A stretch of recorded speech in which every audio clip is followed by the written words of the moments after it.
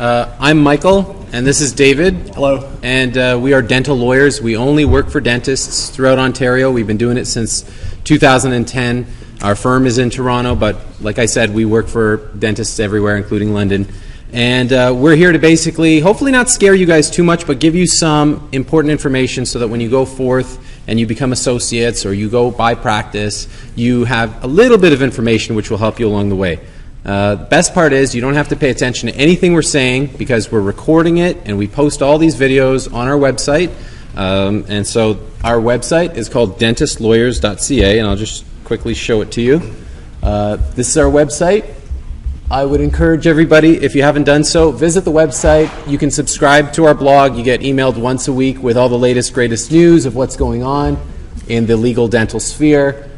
Some of you, I probably emailed our ebook. It's 142 pages long. It's got everything you need. If you haven't received the ebook, send us an email and we'll send it to you. David, what did you think of our ebook when we wrote it? It put me to bed. It put you to bed? Seriously? It's a long read, but it's filled with a lot of useful stuff because if you at least understand what you're going to be facing, you'll be able to make those many better decisions. We like having informed dentists before they speak with us. So this is our website. It's got about 200 blogs, a lot of videos. It's got us. There's a third lawyer. Her name is Lubisa. She's at the office. We're doing the fun stuff, and she's doing the not-so-fun stuff. So as you can see, our videos will appear here maybe tomorrow.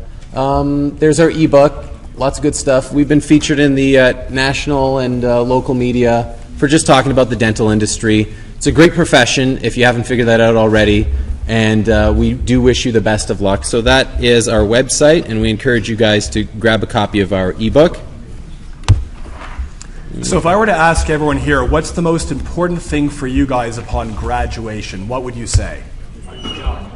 Yep. Someone said finding a job. Who said that? Claudio? All right, we'll remember you. All right, so if you're going to look for a job, where are you going to look for a job? Michael? There's a couple of websites. I hope you guys know about these websites, but if you don't, here's a couple. Dentpedia, Dentropolis.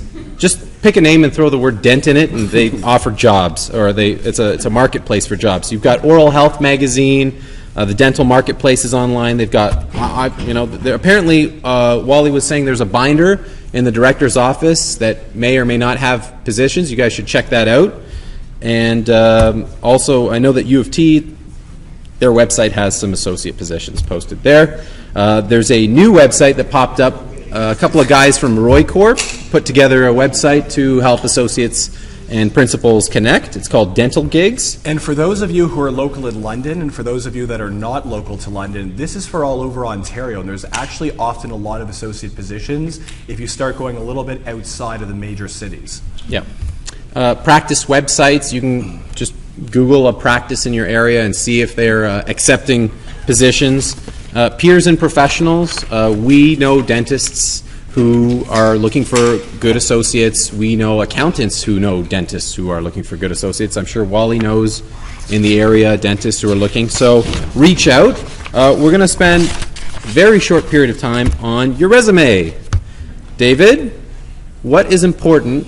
What do you want to get across to these students and internationally trained students about their resumes? Sometimes your first impression that you make is on your paperwork. So the first time someone's going to see or hear of you is going to be on your resume. So think of that as your first impression, not an interview that you might be having 3 steps down the road. How much time do you think a principal dentist spends looking at a resume?